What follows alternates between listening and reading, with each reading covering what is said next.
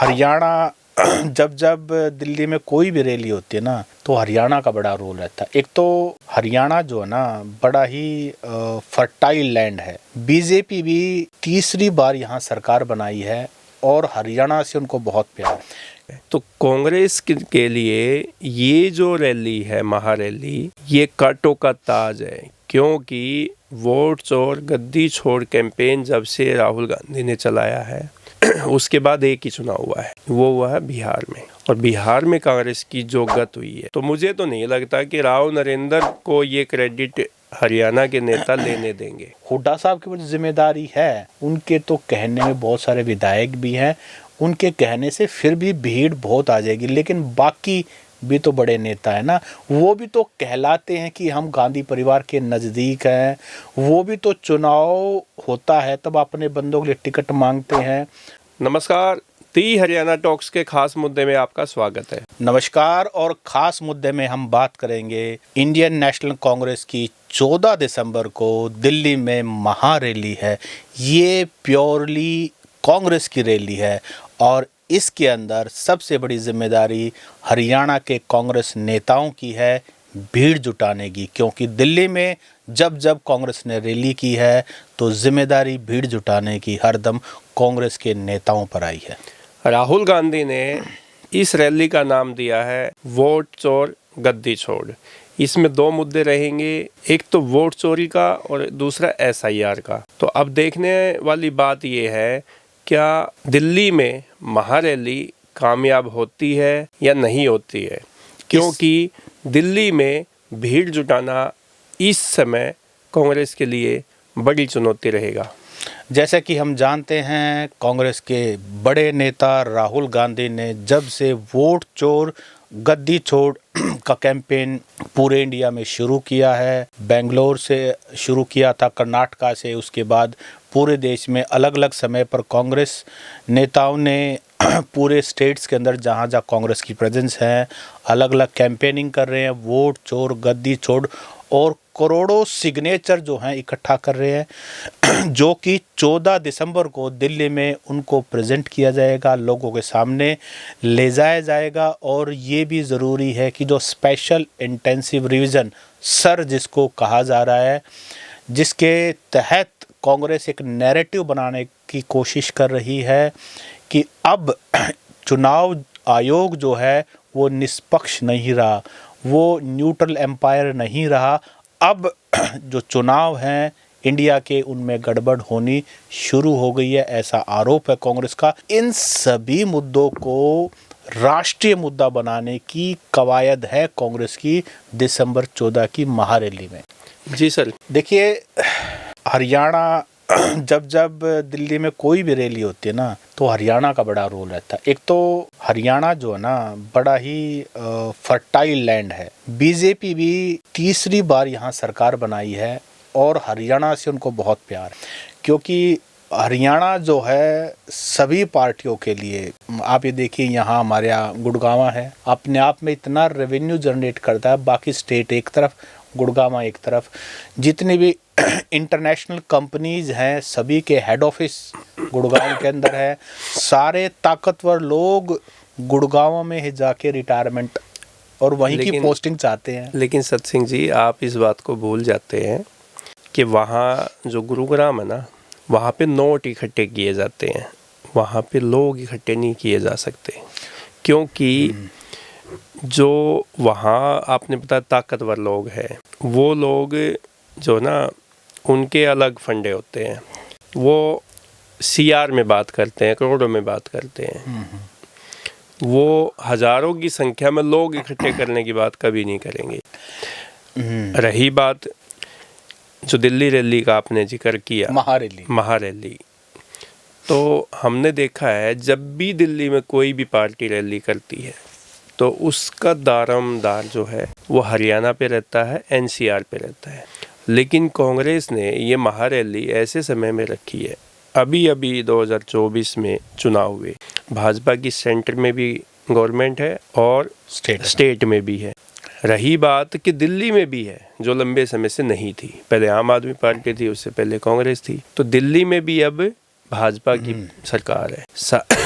साथ में लगते यूपी में और राजस्थान में भी भारतीय जनता पार्टी की सरकार है। तो कांग्रेस के लिए ये जो रैली है, महारैली, ये कांटों का ताज है, क्योंकि वोट चोर गद्दी छोड़ कैंपेन जब से राहुल गांधी ने चलाया है उसके बाद एक ही चुनाव हुआ है, वो हुआ है बिहार में। और बिहार में कांग्रेस की जो गत हुई है वो सबके सामने है। कांग्रेस का तो वहाँ पे 6 नंबर पे उनके विधायक जीत के आए हैं। जो अभी कोई एक वो जोक चल रहा था, राहुल गांधी ने बिहार के विधायकों को बुलाया तो बिहार के विधायक आके बैठ गए। उन्होंने कहा अरे बाकी कहाँ हैं? उन्होंने कहा जी इतने ही इतने ही है जी, इतने ही तो जीते हैं और कहाँ से लेके आए हैं। तो वो जो आपने गत वाली बात बताया कि कांग्रेस की क्या गति हुई है वहाँ पर, अब हम आते हैं हरियाणा में। हरियाणा में 2024 में चुनाव हुए, उससे पहले दावे किए जा रहे थे कि कांग्रेस की सरकार बन जाएगी, 70 सीटें जीतेंगे, 75 सीटें जीतेंगे, 60 से प्लस तो जीत ही रहे हैं। लेकिन हुआ क्या, भाजपा तीसरी बार फुल मेजोरिटी के साथ सरकार बनाने में कामयाब हुई, 48 सीटें। हालांकि कांग्रेस के 37 विधायक हैं आज। लेकिन जब दिल्ली में रैली होती है कोई भी कांग्रेस की, तो गुड़गांव, फरीदाबाद, सोनीपत, झज्जर, रोहतक, इन जिलों पे पूरा दारोमदार रहता है, पलवल, नूहू। अब मैं जो इस एनसीआर के जिलों की है उनकी मैं आपके सामने स्थिति बताना चाहता हूँ कि वहाँ पे कांग्रेस की क्या स्थिति है। फरीदाबाद कांग्रेस का कोई विधायक नहीं, गुड़गांव कांग्रेस का कोई विधायक नहीं, सोनीपत 6 सीटों में कांग्रेस का 1 विधायक, पलवल 1 विधायक, नूहू मेवात 3 विधायक, रोहतक 4 विधायक और झज्जर 3 विधायक। ये है कांग्रेस की स्थिति। और आप देखोगे जब भी कोई रैली दिल्ली में होती है तो सबसे ज़्यादा भीड़ जुटाने का काम चौधरी भूपेंद्र सिंह हुड्डा के कंधों पे रहता है।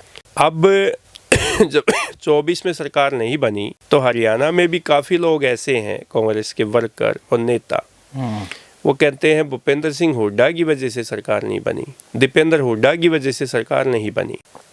इन्होंने अपनी मनमाने तरीके से सीटों का बंटवारा किया, अपने मनमाने तरीके से प्रचार किया, ये किया वो किया, सारा जो ठीकरा है हार का वो भूपेंद्र सिंह हुड्डा और दीपेंद्र सिंह हुड्डा पे फोड़ा जा रहा है। तो अभी चुनाव 29 में होने हैं, तो क्या भूपेंद्र सिंह हुड्डा पहले जैसे दिल्ली में रैलियां होती थी और ये यहाँ पे ताकत लगाते थे, क्या इस बार भी लगा पाएंगे? और इस बार लगाएंगे ताकत, और क्या उनके समर्थक उस जोश के साथ रैली में पहुंचेंगे? ये एक बात देखने वाली बात है। एक नई बात जो है ना इस बार क्या है, इस बार हरियाणा में कांग्रेस का संगठन है, वो हो सकता है समर्थक हुड्डा साहब के हों, हो सकता है कुमारी शैलजा के हों, हो सकता है वो समर्थक किसी और बड़े नेता के हों, लेकिन पार्टी का 11 साढ़े 11 साल बाद यहाँ पर ऑर्गेनाइजेशन जिला स्तर पे संगठन जिला स्तर पर है। और हरियाणा में कांग्रेस के पास प्रदेश अध्यक्ष भी है, तो जिम्मेदारी मेन जो बनती है ऐसी एक्टिविटीज की वो प्रदेश अध्यक्ष की बड़ी जिम्मेदारी संगठन में। राव नरेंद्र का भी ये एक एसिड टेस्ट है, क्योंकि राहुल गांधी इतनी बड़ी रैली कर रहे हैं दिल्ली में, महारैली जिसको किया जा रहा है, और एक तरह से ये आर पार की रैली है क्योंकि कांग्रेस अपने सारे दाव आजमा चुकी है। रणनीति में चुनाव में बीजेपी के आसपास भी नहीं ठहरती। अब ये लास्ट एक ऐसा हथियार राहुल गांधी ने यूज किया है कि इलेक्शन कमीशन ऑफ इंडिया, चुनाव आयोग जो है, उसी पर सवालिया निशान खड़े कर दिए कि निष्पक्ष चुनाव नहीं करवाया जाता, नहीं तो कांग्रेस या इंडिया ब्लॉक के जो मेंबर्स हैं वो सरकार बना लें। अगर ये भी तीर फेल हो गया ना तो समझिए कांग्रेस के पास फिर कोई स्पेस नहीं बचेगा। तो इसीलिए राहुल गांधी अपना पूरा जोर लगाना चाहते हैं, और राव नरेंद्र जो कि HPCC के प्रधान हैं, उनके ऊपर भी पूरी जिम्मेदारी है कि आप हुड्डा साहब को, कुमारी शैलजा को, रणदीप सुरजेवाला को, वीरेंद्र सिंह को इन सभी बड़े नेताओं को इकट्ठा मजबूती से साथ रखो और मैक्सिमम भीड़ जो लेके आओ। हुड्डा साहब की बड़ी जिम्मेदारी है, उनके तो कहने में बहुत सारे विधायक भी हैं, उनके कहने से फिर भी भीड़ बहुत आ जाएगी, लेकिन बाकी भी तो बड़े नेता है ना, वो भी तो कहलाते हैं कि हम गांधी परिवार के नज़दीक हैं। वो भी तो चुनाव होता है तब अपने बंदों के लिए टिकट मांगते हैं, शोर तो सभी मचाते हैं ना, जिम्मेदारी सभी की है। तो हुड्डा साहब के अलावा बाकी बताइए कौन कितनी भीड़ लेके आ सकता है? देखो, सबसे पहले तो आपने बात की संगठन में जो HPCC के अध्यक्ष हैं राव नरेंद्र सिंह। अब राव नरेंद्र सिंह ने हर जिले में विधानसभा लेवल पे वोट्स और गद्दी छोड़ को लेके कार्यक्रम किए जी। वहाँ पे कितनी भीड़ जुटा पाए ये हम देख चुके हैं हरियाणा में। हम ये भी देख चुके हैं कि जो ये कार्यक्रम होते हैं वहाँ पे भूपेंद्र सिंह हुड्डा, दीपेंद्र सिंह हुड्डा के कहीं फ़ोटो गायब हो जाते हैं, कहीं कुमारी सैलजा, रणदीप सुरजेवाला के फ़ोटो गायब हो जाते हैं। तो ये तकरार तो सामने आई है, एकजुटता तो अभी तक कहीं दिखाई नहीं दी है। अब रही जिला अध्यक्षों की बात है। जिला अध्यक्ष या तो कुमारी सैलजा के इशारे पे काम करने वाले बने हैं, या भूपेंद्र सिंह हुड्डा के इशारे पे काम करने वाले बने हैं, या हो सकता है इक्का दुक्का रणदीप सुरजेवाला के हो। तो ये जो आपने बात की ना कि सभी नेताओं को एकजुट करके भीड़ जुटाने में कामयाब राव नरेंद्र होंगे या नहीं होंगे, तो मुझे तो नहीं लगता कि राव नरेंद्र को ये क्रेडिट हरियाणा के नेता लेने देंगे, पहली बात। दूसरी बात, भूपेंद्र सिंह हुड्डा का हम जिक्र कर चुके हैं, 29-30 विधायक को उनके कहने में है। अगर राहुल गांधी ने के सामने कोई कमिटमेंट करके आएंगे तो हो सकता है कि भूपेंद्र सिंह हुड्डा अपनी ताकत दिखा दे। और अगर ये क्रेडिट हरियाणा के प्रदेश अध्यक्ष राव नरेंद्र को, कुमारी सैलजा को, रणदीप सुरजेवाला को, चौधरी बीरेंद्र सिंह जिनके बेटे ब्रजेंद्र सिंह सद्भावना यात्रा भी निकाल रहे हैं, सद्भाव, तो उनको ये मिला जुला क्रेडिट जाएगा, तो मुझे नहीं लगता कि भूपेंद्र सिंह हुड्डा ताकत लगाएंगे। देखिए, राहुल गांधी को बहुत अच्छी तरह से पता है कि किस नेता के कमान में कितने तीर हैं। तो जब उनको वाकई में भीड़ चाहिए होगी तो वो हुड्डा साहब को ही जिम्मेदारी देंगे, कहेंगे कि आप को ही सब कुछ करना है। उनको पता तो है, लेकिन जहाँ बात आती है पॉलिटिक्स करने की, तो फिर वो हो सकता है किसको कितनी तवज्जो दें, हो सकता है हुड्डा साहब को तवज्जो दें, हो सकता है राव नरेंद्र को दें, हो सकता है कुमारी सैलजा को दें। लेकिन जब ग्राउंड पे परफॉर्म करने की बात आती है तो उनको पता है कौन नेता बसें भर भर के, गाड़ियाँ भर भर के, और नारे लगाने वाले भी, झंडे वाले भी, माहौल बनाने वाले भी, खर्चा पानी देने वाले भी कौन से नेता के पास है। ये राहुल गांधी को अच्छी तरह टेस्टेड एंड ट्राइड है।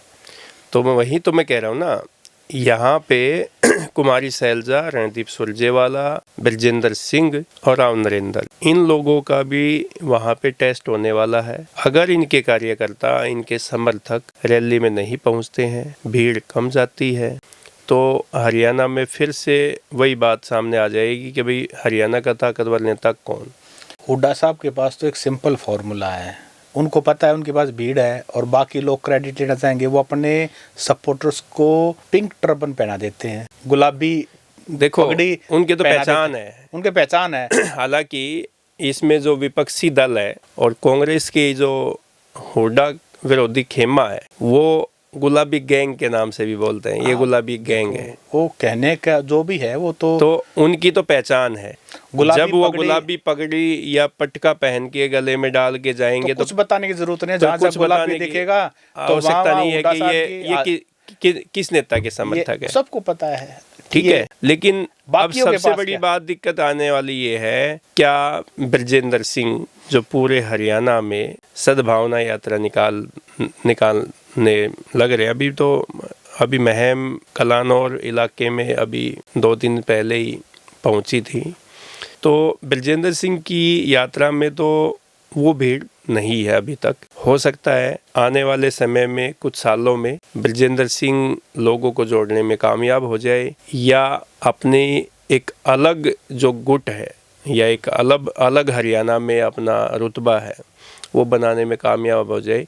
लेकिन अभी तक तो उनकी शुरुआत है, इसलिए ये जो महारैली है राहुल गांधी की, ये हरियाणा के लिए फिर से भूपेंद्र सिंह हुड्डा के कंधों पे जिम्मेदारी आने वाली है, भीड़ जुटाने की भी और रैली को कामयाब होने की भी, क्योंकि इससे पहले जब भी रैलियां होती थी वहाँ पे कोई भी हुई है, तो राजस्थान में भी कांग्रेस की गवर्नमेंट होती थी, अशोक गहलोत मुख्यमंत्री होते थे, सचिन पायलट बड़े नेता वहाँ के हैं, तो वो भीड़ जुटाने में कामयाब हो जाते थे। राजस्थान से भी कुछ व्हीकल कुछ लोगों को ले जाते थे। उधर आप देखोगे दिल्ली में बेशक आम आदमी पार्टी की सरकार रही, लेकिन वहाँ से भी भीड़ हल्की फुल्की आ जाती थी। यूपी में तो कांग्रेस की हालत ही पतली है, वहाँ पे तो कुछ होना जाना नहीं। अब बिहार से मैं वहाँ के प्रदेश अध्यक्ष का एक स्टेटमेंट में देख रहा था कि बिहार से भी और झारखंड से भी 5,000 कार्यकर्ता आएंगे। विधायक तो उनके 6-7 भी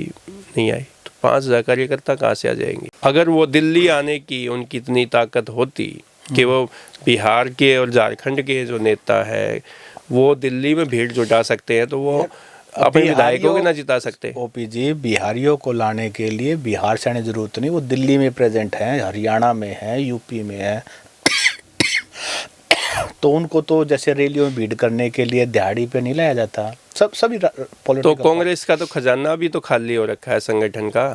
देखिए, तो पैसे कौन देगा? दिहाड़ी देने के लिए पैसा तो चाहिए ना। जिस नेता ने जिम्मेदारी ली है वो दिहाड़ी का भी इंतजाम करेगा। तो साथियों, 14 दिसंबर को दिल्ली में महारैली होने जा रही है, जिसमें राहुल गांधी वोट चोर गद्दी छोड़ जो उनका कैंपेन है उसी को लेकर के कई करोड़ों सिग्नेचर्स जो हैं वो वहाँ पे प्रेजेंट करेंगे।